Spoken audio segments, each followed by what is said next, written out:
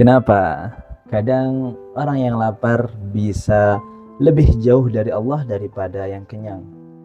Karena ternyata nafsu itu nggak selalu bersembunyi di piring yang penuh. Kadang justru di perut yang kosong, yang merasa dirinya itu suci. Imam Busiri berkata, "Waqshad dasaisa min ju'i wa min shiba'in, faruba makhmasatin syarrum minat tukhami."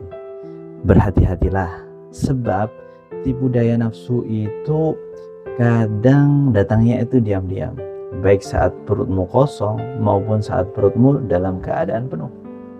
Sebab baik dalam keadaan lapar atau kenyang, kalau nggak bisa dijaga, bisa jadi jebakan.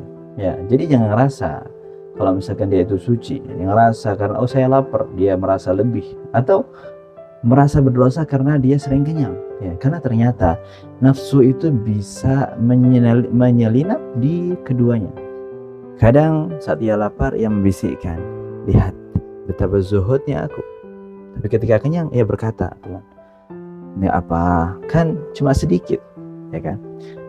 Jadi perlu kita waspada pada dua musuh yang sama-sama lembut, tapi juga licik.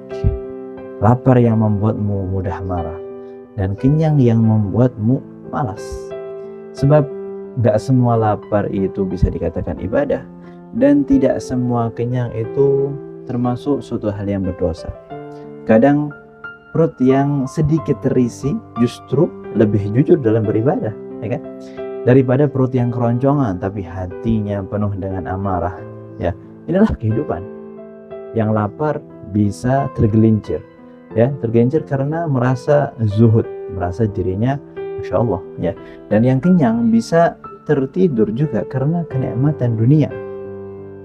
Dan yang selamat adalah yang tahu kapan dia harus makan, kapan dia harus berhenti, bukan karena perut sebenarnya, tapi karena hati. Jadi mungkin ini bukan masalah soal lapar atau masalah kenyang, tapi soal siapa yang sebenarnya mengendalikanmu, dirimu ataukah nafsumu. Ikuti terus penjelasan bait burdah di video berikutnya. Wassalam.